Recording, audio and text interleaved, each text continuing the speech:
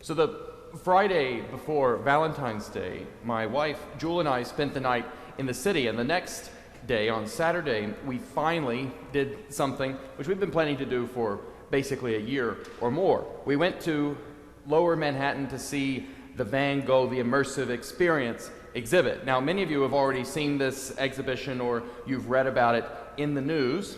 Basically, it's a multi-room exhibition of reproductions of Van Gogh's paintings, in particular projections. So the main event, as it were, is a massive room. It's like twice the size of the chapel, maybe even 3 times the size of the chapel. It's not quite as big as the nave, but it's a room in which all of the walls and the floor are covered with projections of Van Gogh's paintings. And there are lawn chairs and picnic blankets spread out and that kind of thing, and you can kind of lounge around for a while. So you walk in and people are lounging around in the middle of one of those great Van Gogh landscapes. And I have to say, it is quite something to see and to be in, as it were, the landscapes when they're blown up to be that big.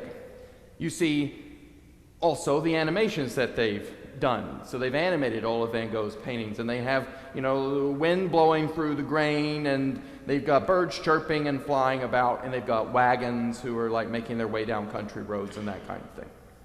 And it really is. I mean, it's quite something. But I have to say, I was a little disappointed. I don't mean to be down on the whole thing, and no offense to any of you who happen to love it. And I know some people I really respect who I really respect their feelings about art, and they really, really loved it. But something about a room full of projections just took all of the magic out of Van Gogh for me. It left me hungry for the real thing, the genuine article. It left me longing for when Jewel and I saw Starry Night for the first time at the MoMA, or when we saw the almond blossom for the first time at the Van Gogh Museum in Amsterdam. The way that you can see Van Gogh's canvas caked up with paint. I mean, the canvases are basically 3-dimensional already because there's so much paint on them. Paint which is knotted up into swirling clouds and constellations, or ridges and folds in the almond blossom branches. These variations in texture and depth being signs that these are the canvases which Van Gogh himself touched. This is the paint that he himself mixed on his palette. And I have to say, projections, even really big ones, just seemed flat and lifeless, like limp light compared to the real thing. Now, I know I sound like I'm about 6 times older than I really am. I preached this at the 8 o'clock service, and somebody on the way out the door said, well, curmudgeon is a title that you earn, and you've got a little more to do to earn it, but you can be an ex officio curmudgeon at this point. And I was very proud of that. I have to say, I looked at Jewel, and as proof of my proto-curmudgeon bona fides, I looked at her, and as we were going down the steps out of the exhibit, I was trying to ask whether or not it was worth the price of admission. Was that really worth, X number of dollars? And I said, it just makes me want to go uptown to the MoMA and see the real thing. Now, I tell you that story because it's an example of something that we actually all do all of the time, regardless of whether you feel that way about the Van Gogh exhibit in Lower Manhattan or not. We distinguish as human beings between things which are more real and less real, more authentic and less authentic, more true to life or less, more richly textured or less. I mean, advertising, for one thing, trades on this human capacity. So marketers bank on the fact that the sound of a can cracking open and the image of cold Coca-Cola spilling gracefully from ice cube to ice cube to ice cube to ice cube to a soundtrack of glug, glug, glug, glug, glug, glug, glug, glug, fizz, right? They rely on the fact that you are going to see that image and you're going to go out and buy the real thing. That the image of the Coca-Cola is going to make you want to drink a real Coca-Cola. They don't assume you're going to be satisfied with the image of it on your television screen. And Christians have for millennia thought that human beings have this ability to discern things which are more real from less real, and that doing so well is crucial to the spiritual life, to the spiritual journey. Christians have said that this capacity to discern things which are more real from less real can wax and wane in the course of your life. And some people seem to be more adept than others at doing so well. Certainly more adept than I am. To continue my ridiculous analogy, sometimes Christians say, we ludicrously think televised Coca-Cola better than the real thing. It sounds crazy that how would anybody do this? But the examples Christians give are things like when we consider professional accolades and our material wealth to be more lasting and more important than what David Brooks calls the eulogy virtues, the things which people are actually going to talk about at your funeral, not the awards and certificates that sit behind your desk, but rather how honest you were, how brave you were, how kind you were, how faithful you were. And it's something of a cruel trick which our hearts play on us, making us think that our professional accolades or our material wealth is somehow more real than that stuff, when that those softer, fuzzier, more important virtues are really what's most real about us. And they are what are going to actually last in the minds and the hearts of those whom we love, last potentially even eternally in heaven. Christians also sometimes Christians say, human beings sometimes almost ludicrously remember the Coke in a commercial as really having been a Pepsi. Okay, so Christians say that we have the ability to mistake reality, to remember things wrongly. So we might think that the Coke in the commercial was a Pepsi because we prefer the taste of Pepsi. I mean, you would be crazy if you did, but okay. Or maybe it's because you own Pepsi stock or something, right? And you just remember the commercial differently. An example of this, besides my ridiculous analogy, is when we assume the worst of our rivals' intentions, but the best of our own. I mean, think about that. That's a really common knee-jerk reflex, right? To think that our rivals are acting out of shameful or bad intentions, but we somehow are always working out of perfect intentions. I mean, how many people do you know who you can just cleanly discern between their intentions like that? And yet we do. We think the best of ourselves, and reflexively we think the worst of people who we consider to be our rivals. In any case, human beings, Christians say, experience the world by beholding it. We receive it.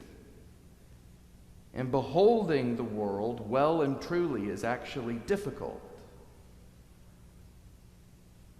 And we may even be reprogrammed by the fall of humanity to do so badly, to do so selfishly, self-interestedly, as when we mistake the Coke for a Pepsi because we own Pepsi stock or something like that. And to interact well with the world, to do or to be good in the world, Christians say, we need first to see the world rightly, see it accurately, behold it well, as it is, and not as we would merely wish it to be. And that's part of what's going on in the story of the Transfiguration. So the actual sequence of events is easy enough to get down. Figuring out what they mean is somewhat harder, at least it has been for me. So Jesus and three of his disciples, Peter, John, and James, go up a mountain, traditionally identified as Mount Tabor. And there, Jesus begins to glow. He basically turns into a human glow stick. Luke says, "And while Jesus was praying, the appearance of his face changed, and his clothes became dazzling white. Suddenly, they saw two men, Moses and Elijah, talking to him. So the disciples see Moses and Elijah, who represent, respectively, the law and the prophets, the Torah and the Nevi'im in the Hebrew Bible. You see two men, Moses and Elijah, talking to Jesus, and it says they saw his glory. And what's going on here is that the glory of God, the inestimable, super resplendent beauty of God, shines out from Jesus, radiates from him. It's the same glory, the same beauty which the book of Exodus says rested atop Mount Sinai in those famous stories about Moses when he would go up, as in our first reading, to the top of Mount Sinai to commune with God and famously to receive the law. And this glory, which Exodus says rested once on Mount Sinai, was covered by a cloud for 6 days in one part of the Exodus narrative. And lo and behold, Jesus' glory is also covered by a cloud from which comes the voice of the one he calls Father, naming him for Peter, James, and John, "This is my Son, my chosen. Listen to him." So this much I've always loved about the story of the Transfiguration, or maybe not always, but for a very long time, have loved about the Transfiguration. It's a confirmation of who Jesus really is, of his divine identity, in the way that I myself have most often met God, which is through experiences of overwhelming, otherworldly beauty. That's how I most often perceive, meet, experience God. And it wasn't until Reverend Elizabeth suggested it in our lectionary podcast, Revved Up for Sunday, that I realized that the Transfiguration is equally a transfiguration of Jesus and a transfiguration of the disciples' sight, a transfiguration of their ability to perceive him. Because before, during, and after the Transfiguration event itself, Jesus is the same person, as it were. He's the eternal Son of the Father the whole time. It's just that on top of the mountain, they can see him as the eternal Son of the Father.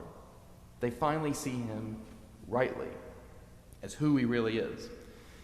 And part of how this miracle works is that Jesus is praying while it takes place, and the disciples are themselves in something of a meditative, contemplative state. It says that they're in that in-between liminal space between wakefulness and sleep. You know, that place where you're not quite awake, but you're not quite asleep either.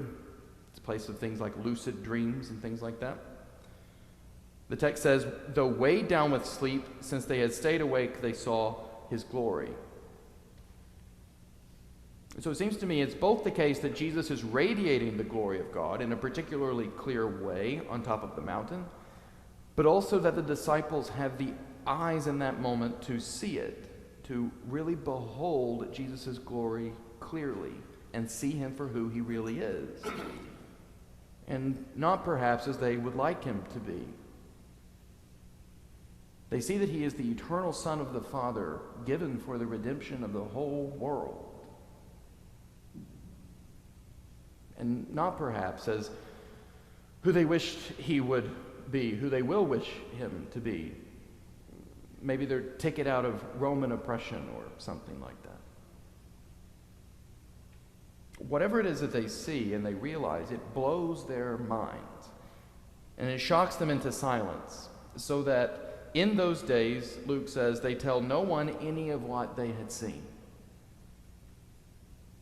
Peter, James, and John spend years, potentially, suspended in that precious silence which sometimes descends between an exquisitely beautiful piece of live music and the uproarious applause which follows. Have you guys been to concerts like that?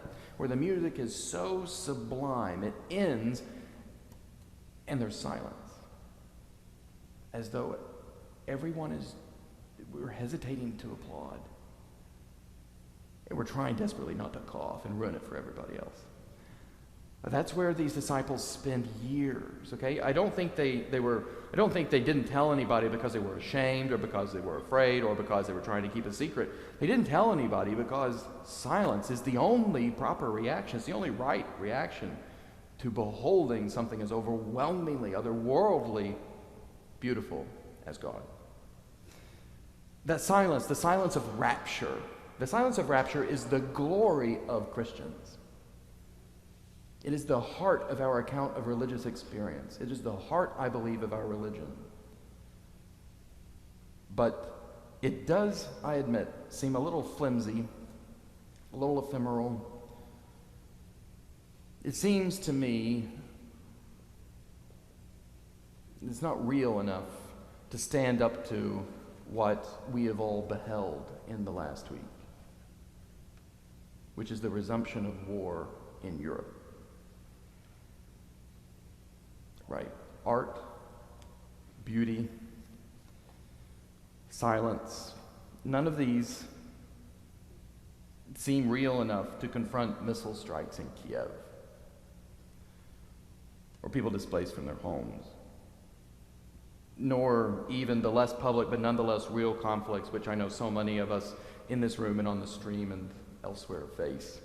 Conflicts at our kitchen tables, conflicts within diseased bodies, conflicts within diseased minds. But conflict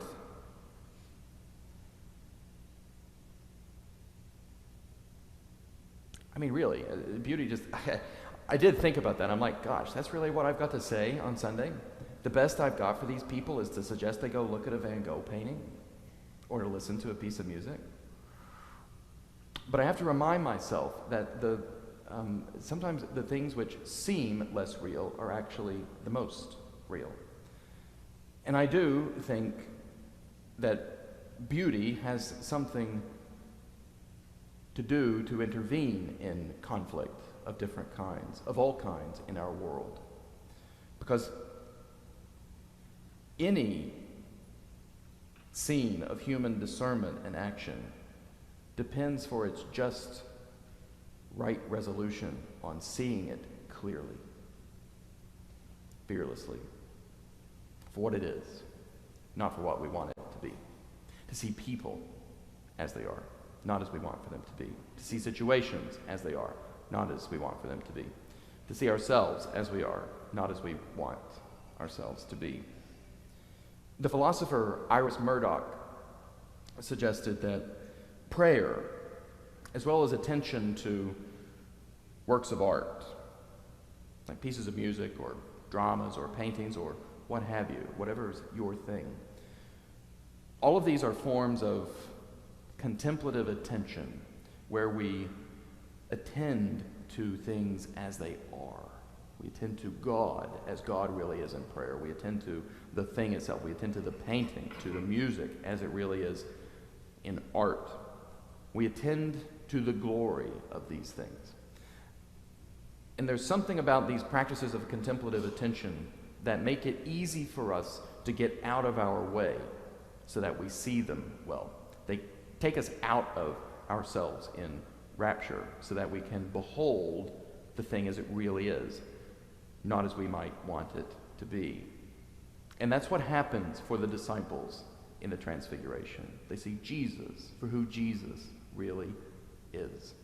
And I think it's what happens for us when we see ourselves or the world or God for who they really are. We get out of our way to touch what is most real in our world. And so as this season of Epiphany comes to a close, and we stand on the verge not just of the wilderness of Lent, but potentially a wilderness of civilization, I do actually believe, flimsy and irrelevant as it might sound, that we could all do with more of the grace which is embedded in experiences as sublime as the Transfiguration and as ordinary as a vase of flowers. And it has become really the only prayer that I seem to be able to generate these days about all that's going on in our world, other than, Lord, have mercy. It's become my prayer for the people of Ukraine, the people of Russia, for us, for all of us, indeed for all of creation, that the Lord might have mercy, and also that we would be given the grace to see. In the name of the Father, and the Son, and the Holy Spirit. Amen.